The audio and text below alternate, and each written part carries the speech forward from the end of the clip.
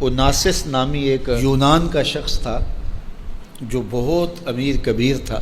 وہ نمبر لگتے ہیں نا، 8ویں نمبر پہ اور 7ویں نمبر پہ، 6 نمبر پہ دنیا کا امیر ترین شخص کون ہے. تو کسی زمانے میں وہ ان نمبروں میں تھا. تو اس کی آنکھوں کے یہ پپوٹے کام کرنا چھوڑ گئے. ڈاکٹر سلوشن ٹیپ لگا کے اس کی آنکھ کھول دیتا تھا، سلوشن ٹیپ لگا کے بند کر دیتا تھا اور وہ سو جاتا تھا. پھر وہ کھولتا اور جو ہے وہ اس کو دیکھنا ملتا. تو یہ آٹومیٹک سسٹم خراب ہو گیا. تو کسی نے اوناسس سے ایک دن پوچھا کہ تیری زندگی کی سب سے بڑی خواہش کیا ہے؟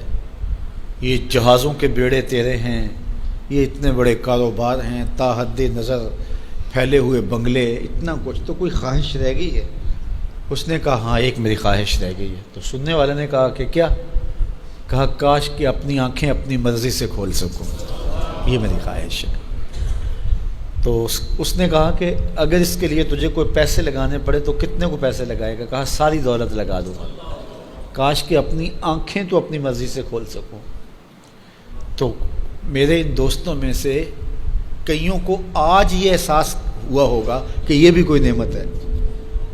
اور جو 24 گھنٹے ہمارے ساتھ ہے، تو اتنی نعمتیں ہیں ہمارے اوپر اللہ کی، اور اس کو ہم اپنے حساب سے چھوٹا یا بڑا کہہ لیتے ہیں، لیکن وہ اتنی بڑی ہیں کہ اگر وہ چھن جائیں تو پھر پتہ چلتا ہے کہ جو ہے وہ کتنی بڑی نعمت سے ہم محروم ہو گئے. وہ میرے ایک ملنے والے ہیں، ان کے منہ میں لعاب کی مقدار کم ہے، جس کو ہم نے کبھی سوچا بھی نہیں کہ یہ بھی کوئی نعمت ہے.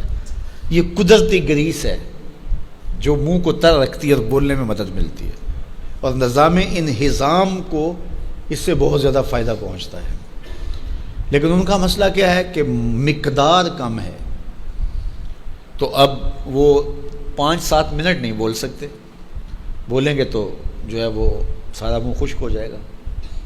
میاں مسئلہ کیا ہے؟ لعاب کم آتا ہے، لعاب کی مقدار تھوڑی ہے. تو کبھی اس کو بھی کسی نے نعمت سمجھا، لیکن یہ کتنی بڑی نعمت ہے. وہ کسی علاقے میں انہوں نے یہ کیا کہ یہ مینڈک نہیں ہوتے، مینڈک، یہ انہوں نے وہاں سے ختم کروا دی، دوائی ایسی ڈالی کہ یہ آواز نکالتے ہیں یا اس طرح کا وہ مسئلہ ہوا.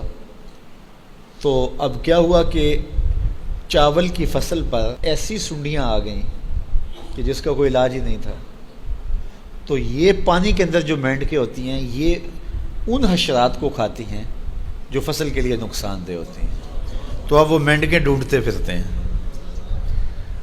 اب ہمیں نہیں پتہ کہ کون سی چیز کتنی بڑی نعمت. یہ کیچوا ہوتا ہے، کیچوا کبھی آپ نے دیکھا جس کو وہ ہم اپنی پنجابی میں گنڈویا کہتے ہیں.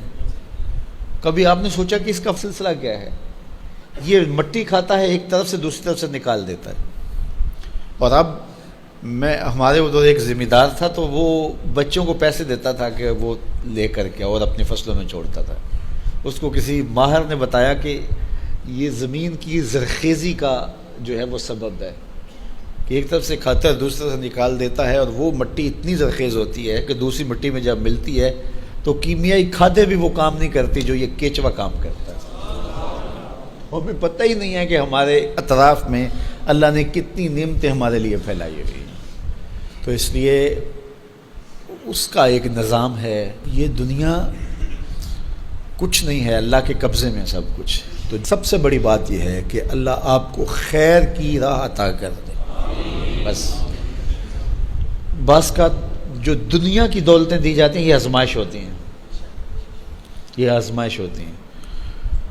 تو جو آپ کو کسی سے نیکی کرنے کی توفیق مل جائے، کسی کی مدد کرنے کی توفیق مل جائے، کسی دکھی کے کام آنے کی توفیق مل جائے، کسی کی جان بچانے کی توفیق مل جائے، تو یہ بہت بڑی دولت ہوتی ہے.